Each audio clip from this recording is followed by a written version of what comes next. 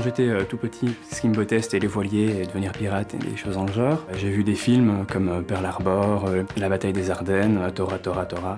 Mon grand-père, il travaillait à l'armée de l'air et il nous a raconté beaucoup d'anecdotes. J'ai toujours aimé l'histoire, donc plus particulièrement que guerre 40-45. Le Harvard est un avion chargé d'histoire parce que c'est un avion d'entraînement, donc le dernier palier avant de piloter tout seul et de pouvoir être libre de faire un peu ce qu'on veut dans les airs. Quand j'ai vu le Harvard, il était vraiment grand, alors que moi, ces genres d'avion, je les voyais quand même un petit peu plus petits.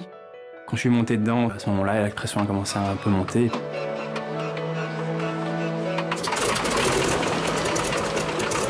La première fois que le moteur s'est mis à tourner, ça faisait un bruit de malade.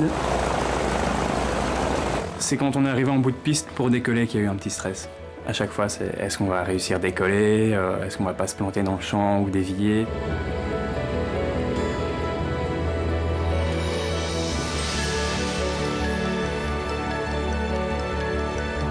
Puis une fois qu'on est en l'air, c'est incroyable. C'est magnifique. Alors avec la mer qui était bleu-verte en dessous, les falaises blanches et le terrain vert derrière avec la ville, les trains, il y avait un château aussi, c'était juste magnifique. Le moment où j'ai pu prendre les commandes, c'est un moment assez génial du vol.